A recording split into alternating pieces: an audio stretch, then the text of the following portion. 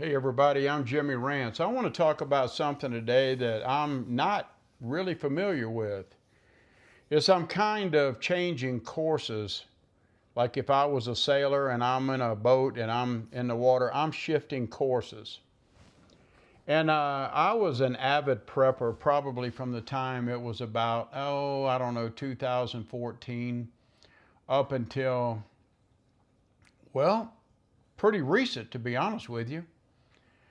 Well, as some of you know, I sold two RVs not long ago to a gentleman that owns this storage yard that where I stored my truck camper and my fifth wheel. And whenever I sold him the fifth wheel, I had two chairs in my garage. And because when we went camping, I didn't need, four chairs. I only needed two. So I put some like polyethylene over them and I had them protected and I had them just kind of in my garage. Well, yesterday, the man who bought my fifth wheel from me, he said, "Can I stop by and pick up those two chairs?" And I went, "Sure, absolutely." Whenever he came over yesterday, he asked me when we were in the garage and we got the chairs, he saw that I had three generators in a box, sealed up, never been used ever. One was a 10,000 watt generator, one was a 3,100 watt inverter generator, and another one was a Champion 4000 generator that was RV ready. It has a built-in 30 amp plug to it. And he asked me, he says, "Would you be interested in selling those?" Well, just for a split second, I thought, wait, I'm a prepper, I need these. What if? I need this, what if I need that? But something just kind of snapped in my mind, and I went, sure. If we can agree on a price, absolutely. And really, those are the only three generators, the gas generators that I have. And I don't know why it just got into me. Right now, I'm in a part of my life where I'm trying to, as a lot of you RV people say, less is more. Well, I'm trying to get rid of a lot of stuff. All these years, whenever I was doing this prepping, I went crazy with this prepping stuff. I mean, I went totally loony bin type crazy. Everything out there, I feel like I had to have everything. Oh, the newest and latest gadget came out. Oh, I better have that because you never know, this might happen and I need it. Oh, well, an EMP may go off and I may need these generators. And I think if an EMP goes off, these generators are probably shot anyway. So yesterday, whenever the gentleman came over and he picked up the chairs and he asked me, "Do you want to sell them?" I said, "Yeah." And so I agreed on a price. Uh, the 10,000 watt generator, I got $1,000 bill for that one, so I was very happy. And then I sold the other two generators. They're less expensive, and we agreed on a price, and I felt really good about it. He'll be picking them up between now and Monday. But I got to thinking about, as a prepper, did I do the wrong thing? And after second thought, no, I didn't. I'm tired of living my life in this, what's the word? This fear-based society that we live in. Oh, this may happen, that may. Doom is around every corner. You listen to some of the prepper channels out there, and they make you sound like every day is there's just a disaster that's going to happen, and you better be ready.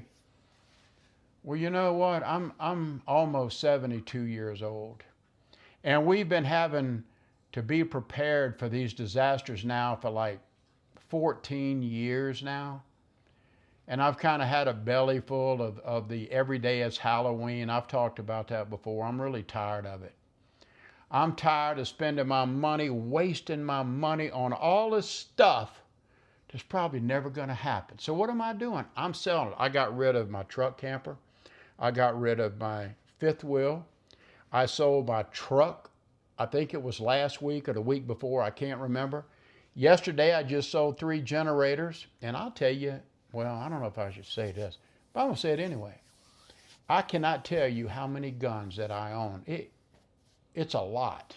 I mean a lot. And you know what I'm thinking about doing?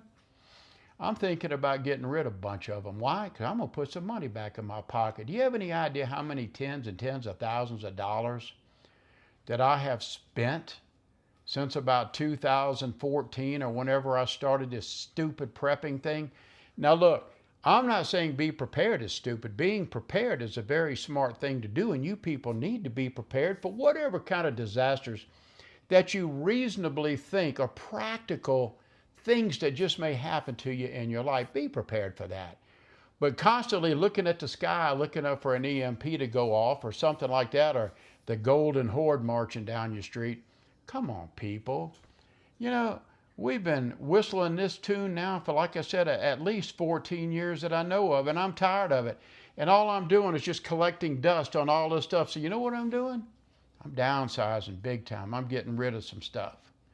And yeah, I'm losing money by doing this, but in another way, I don't really care. You know, my peace of mind is worth more to me. I'm more worried about somebody breaking into the house and stealing stuff. So I'm just going to go get rid of most of it.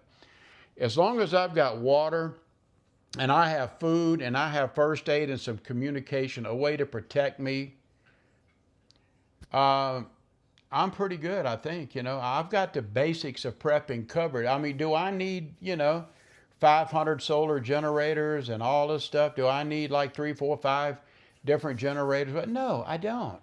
Did I need that big truck that I had, that big F-350 1-ton dually sitting out in my driveway? It was nothing more than like a lawn ornament. It just sat there. I used that truck. I bought that truck to haul my RVs around. I don't have RVs anymore, so why keep it? Why pay monthly big insurance payments every month? Why put those stickers on your plates every month? Being that I live in Colorado and in this state they require us to have emission tests every year. You know, that's such a big inconvenience. I'm tired of playing their game. I'm tired of having all this stuff that I'm just paying. I'm feeding the alligator. You know what I mean? So what did I do? I mean, even at the storage thing, that cost me $360 every quarter. You know, that's money that now it goes into my pocket.